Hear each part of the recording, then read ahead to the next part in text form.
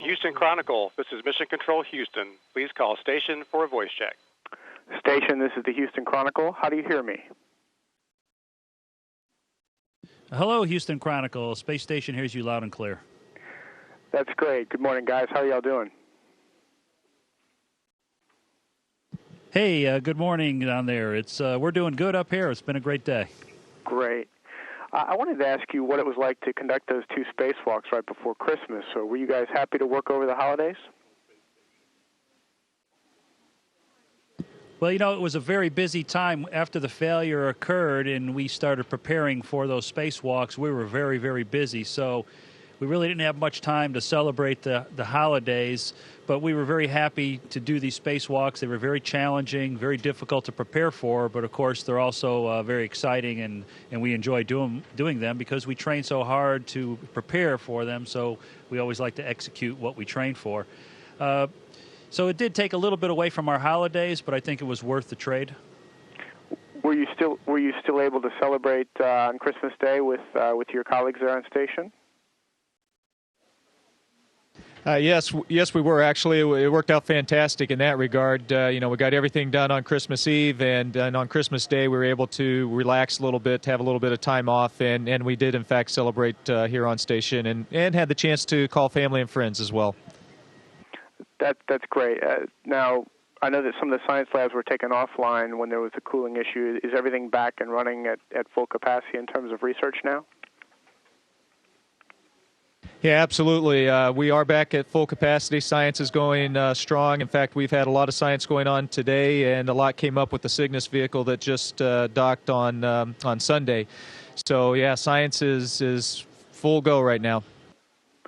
That's great to hear. About how many hours do you guys get to spend, say, in a given week working on research? Oh, that's a difficult number to say. You know, the NASA folks on the ground track it, I think, 35 or 40 hours, something like that. But, there's that's a pure research number. I think there's a little bit more time that we spend preparing for the different experiments and tearing them down, so I'm not exactly how it's measured. Speaking of the station itself, I know obviously it's fully completed, but you're living up there now. If there could be one improvement on the station, what would you like to see? Would it be more space to live and work, more people, better food, a laundromat? I mean, what would be one thing that would improve your quality of life up there? Yeah, those are all good suggestions. I would say the best way to improve the space station would be to have more manned vehicles flying back and forth between the station. That would bring about the most improvements. I guess after that it would be probably the food and maybe a shower. Why would more vehicles help? Just to have some redundancy in the system, or you could get people up and down more frequently, or what? I think all of the above. Yeah, you could be bringing more folks up and down. You'd have more opportunities to take science back down too. I mean, we collect a lot of samples, a lot of specimens. After we complete a lot of science experiments, they get stored until there's an opportunity to bring them down to the ground. So again, if you had those more frequent manned trips up here, you'd have a lot of opportunities to bring science back down as well. I see. Now, you guys do a lot of these. You talk to the media, you talk to kids, you talk to dignitaries. What's one question that you guys wish people would ask but they never do?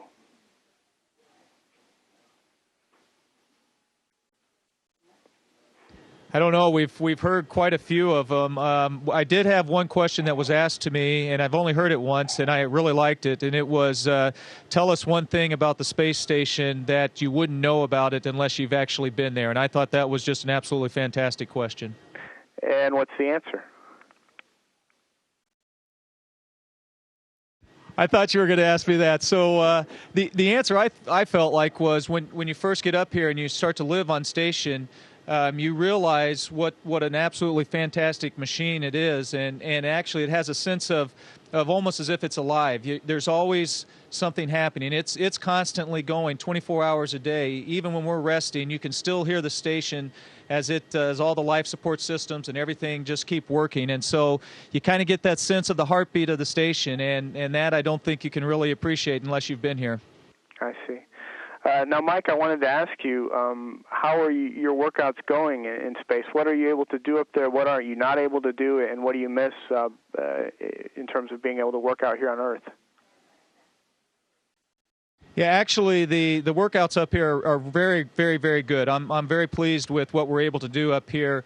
If I missed anything, it would be just being able to go for a long run outside and have a little bit of the change of scenery as opposed to just running on a treadmill. But we've got the weight machine up here, and we're able to do just about everything that we can do down on Earth in terms of squats and deadlifts and bench press. So a lot of that core lifting, a lot of those types of activities we're able to do. The exercise bike and the T2, which is our treadmill. Both of those are absolutely fantastic for the cardio side of things as well. So very pleased with the workouts, and we do about an hour and a half to 2 hours a day. So we spend a lot of time on them.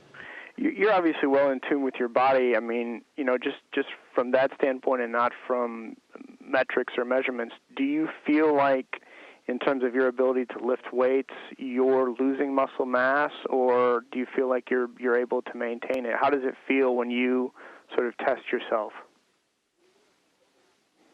Yeah, actually, I feel fantastic. I feel like I'm probably in some of the best shape I've ever been because on the Earth, I don't have the opportunity on my schedule, guaranteed 2 hours every day to work out. So I've been very pleased with that, and so I do feel pretty good about where I stand on my weightlifting, where I stand with being able to run and ride the bike as well. I think it's a great system up here. Well, it's too bad you guys aren't down here this week. Obviously, we don't have a great view, but the weather here in Houston's been fantastic. You're missing out some good months to be working out outside. Here's a question I got from a reader that I thought was interesting. If you had to choose a partner in case of an emergency up there, would you rather have George Clooney or Sandra Bullock?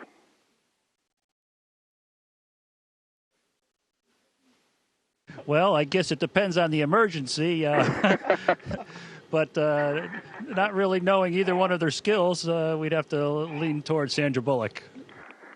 Very good. So you guys have been on station for a few months now. As you sort of look to your ultimate goal as astronauts or career missions, is this it, or do you guys look to what NASA is planning 5, 10, or 15 years down the road and hope to be involved in, some deep space travel missions? Okay, well, this is Rick. I'll try to answer first, and then we'll let Mike answer. I've been doing this for, 15 years, 16 years or so. So it's been a while, and this is my fourth mission. I do hope to get involved after this mission's over, get involved with future spacecraft like Orion or some of these commercial vehicles in some way, either to help design them and even maybe to fly them if I'm able to. So we'll have to just wait and see, but I'm interested in hearing what Mike has to say.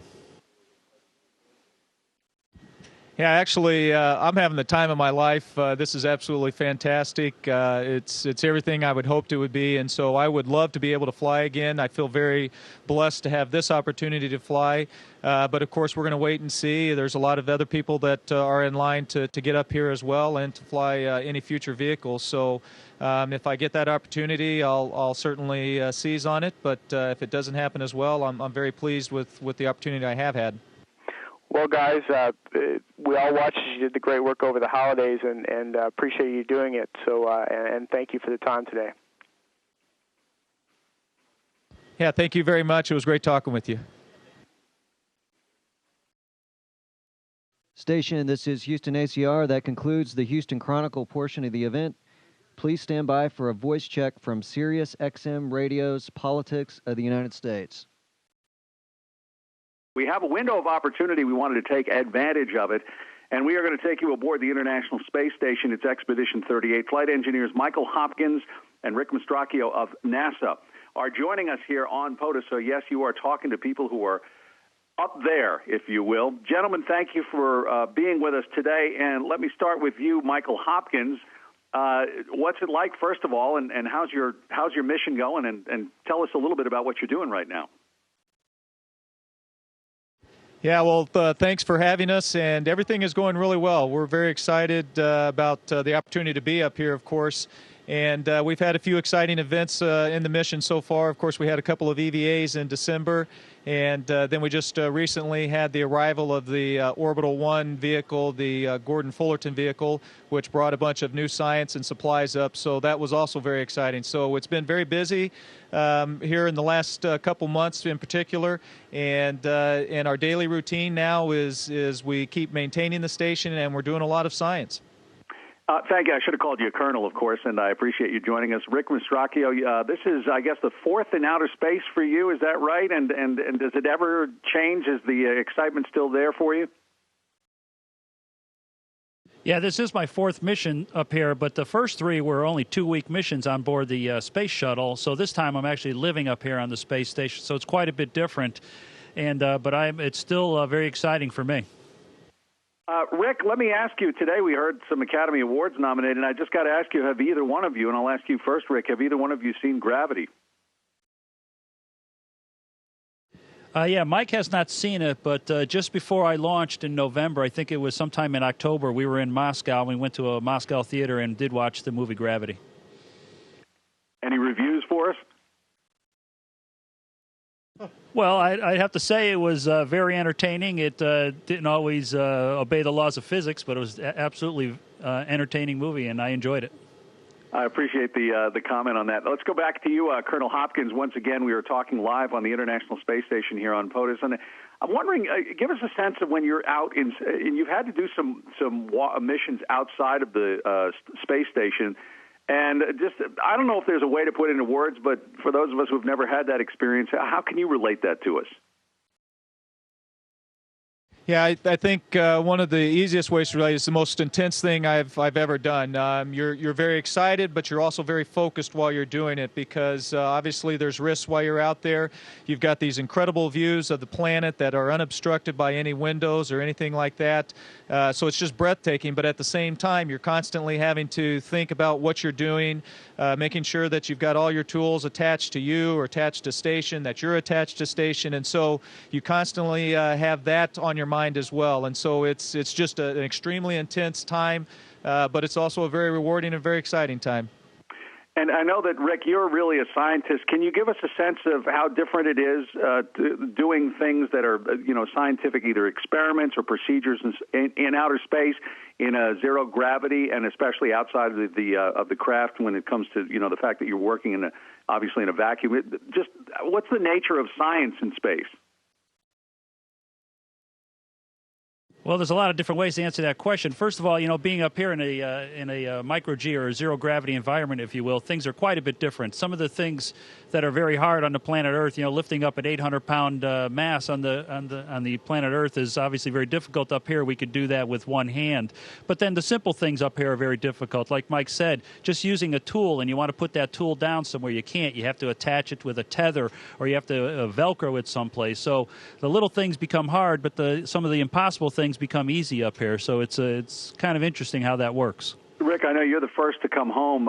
You will be, and I'm wondering what's the first thing you want to do when you get back to Earth? Actually, Mike will be landing about 8 weeks before me, but the first thing, of course, I want to do is to see my family. Second thing, of course, will be to eat just about every food that I haven't had up here. And I'm sorry, I mixed it up. I thought, Colonel Hopkins, you're obviously coming back first, but you'll be back, I guess, you're going to be back in time for the Olympics, are you not? No, actually, I'll be up here for the Olympics, and then right after that, early March, the second week of March is when we're returning. So only 8 weeks to go, and it's incredible how fast it's gone. Is that so? I'm getting all my facts wrong, so don't mind me if at all. If I I'm being crazy here, but I would like to know though, when it comes to the Olympics, obviously this is a joint project, the United States and Russia, and I'm wondering if there's any kind of discussion, anything about rivalries involved. Yeah, actually, it's more than just Russia and the U.S. We also have our European partners, our Canadian partners, and our Japanese partners, and there's a lot of similarities between what's happening here on the International Space Station and the Olympics. It's a great opportunity, and it really shows the world what can happen when you have such international cooperation. In terms of rivalry, well, I think certainly if the hockey teams should meet up, there's going to be maybe a little side bet on that. Well, as Rick mentioned, too, maybe if you could lift the 800-pound weights from outer space, that would help you out if you guys were able to compete, but I don't think they're going to allow that. So Rick Mastracchio and Michael Hopkins, Colonel Michael Hopkins, Colonel from the U.S. Air Force, I appreciate you spending time with us. Best of luck and Godspeed. Safe return to Earth. Thank you very much. We appreciate it. All right, an opportunity to catch up. Safe return. Station, this is Houston ACR. That concludes the event. Thank you.